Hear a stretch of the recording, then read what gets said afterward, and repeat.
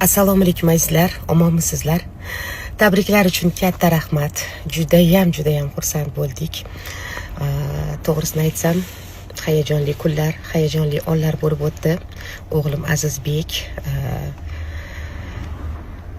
kelinimga mana shunday chiroyli предложение qilib qo'llarini so'radilar. Biz judayam xursand bo'ldik.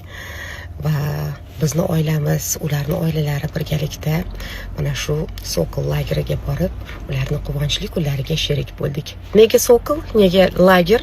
Boisi yillar avval, bir 6-7 yil avval Azizbek aynan mana shu lagerda kelinimni ko'rib qolgan va yoqtirib qolgan, sevib qolgan.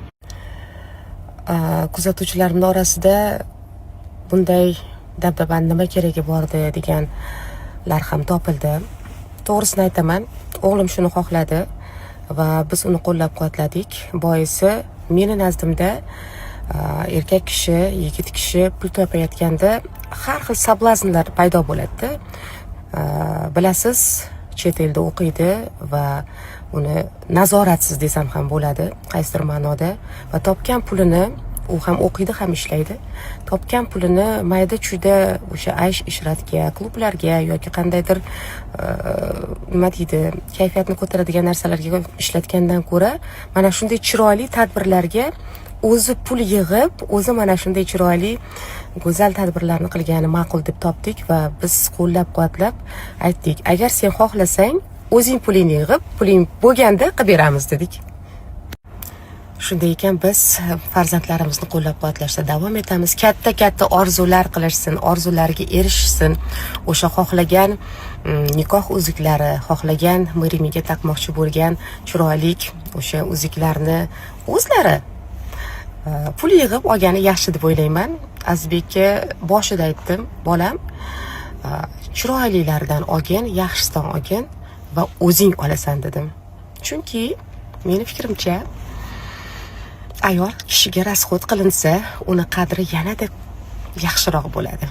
O'shanga hammasini o'g'lim o'ziga tashab qo'yapmiz, imkon darajasida, va qo'llab-quvvatlayapmiz. Hammaga yana bir bor katta rahmat, tabriklar uchun.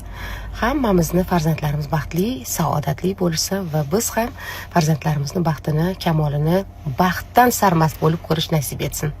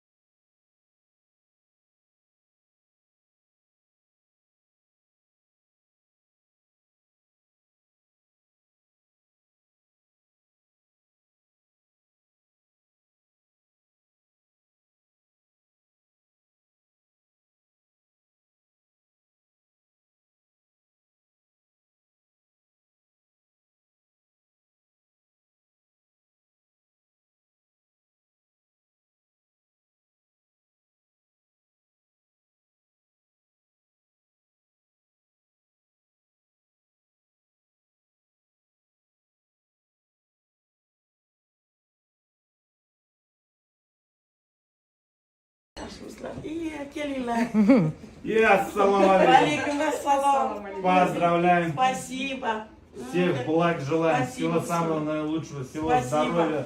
Ой, какие красивые Всего цветы. самого. Спасибо. И вот ваш внук вам кое-что хочет подарить. О, это что? Это путешествие вам.